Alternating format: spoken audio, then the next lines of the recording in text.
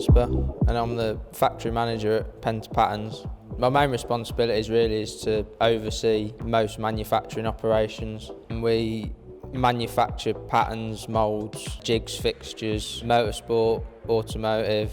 Our sculptors and artists making bespoke functional art and patterns for bronze castings. Majority of the stuff we do is unique one-off pieces. You might get one set of patterns for a statue, say, done in a couple of weeks, or you might be working on patterns throughout those 2 weeks for a different industry, and you might be looking at 30 to 40 patterns a day.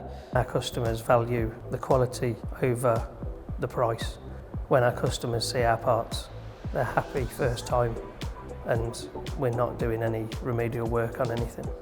We do quite a lot of casting resins on a larger scale. The 3D printer that we went for gave us the option of colours, resins, different plastics, and it meant that we could print those items and get them straight off to the customer for them to actually sit and look at and hold them and go, yeah, we like this. Because normally we can't do that. We'd have to make a master, then make a mould, then cast the resin.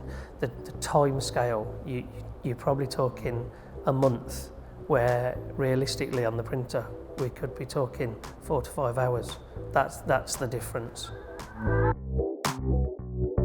We had another Polyjet printer beforehand. It was really to get us into 3D printing, in all honesty. As a core base of manufacturing, we've always used CNCs. We decided to look into getting the new J55, which is quite a big benefit, and it is a very good printer. They are better than CNC machining for certain things, and that's why we went down the route of looking into it. It's a phenomenal piece of kit. We love it.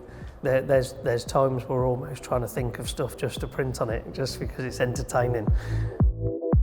So the cost savings, what probably costs us sort of a couple of £100 to do on the printer, in reality, if we was making a scale model of that, would probably cost us over £1,000. So the cost saving there is massive.